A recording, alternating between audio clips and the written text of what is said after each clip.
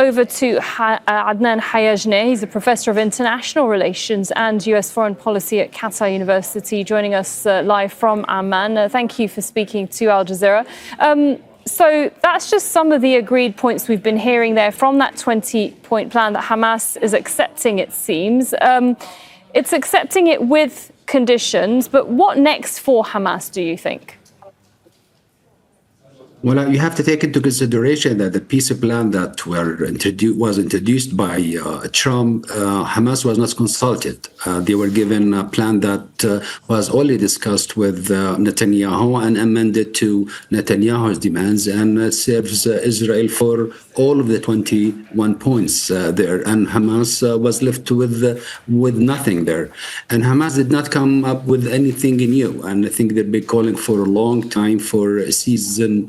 For the ceasefire, for exchanging, they agree to the exchange the prisoners from both sides, and they want the military operation to stop immediately. And this is the demands, I think, by Hamas for a long time. Regarding some of the points, Hamas want a clarification, and they're afraid that Hamas, if they release the hostages, like what happened, I think, in January 2025, after that. Israeli spoiled the ceasefire, and things did not go well because they did not follow up with their what they have to do. Now Hamas, they want guarantees that if they release the hostages, there will be implementation, there will be benchmark, there will be an outline of what's going to happen for the future of Gaza, the governance of Gaza. All of these points have to be clarified. So a lot of people are expecting there'll be a long negotiation, and Hamas will take part of it. And there's a lot of reports that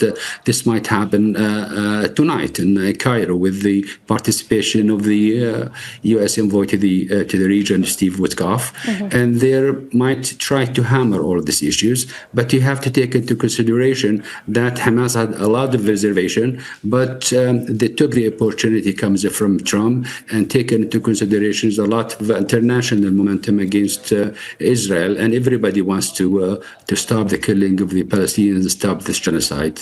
Yeah, and of course you just mentioned there that it's potentially happening in Egypt. That hasn't actually officially been confirmed. There are reports of that, of course, but we know the White House has confirmed that Steve Witkoff is on his way to the region, and so is Jared Kushner. Now, my question really is about the US role here, because it seems that Donald Trump sort of did a U-turn, if you like, after the big meeting that was held with regional leaders. There was a big meeting held in with some Arab leaders, and they accepted almost everything there, but they have some reservation. They aired all of this reservation to Trump, but most of the reservation were not taken into consideration regarding the governance of Gaza, the military forces, the future of armaments in Gaza, the future of arms, what's going to happen to the arms of Hamas. It is, if you look at the plan, it's almost a surrender for Hamas, and now they want something, I think, tangible to go on with the negotiation.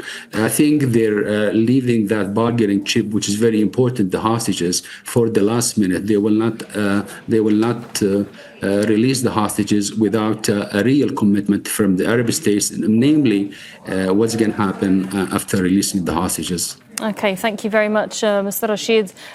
Mr. Adnan Hayajneh, apologies there for joining us live on Al Jazeera.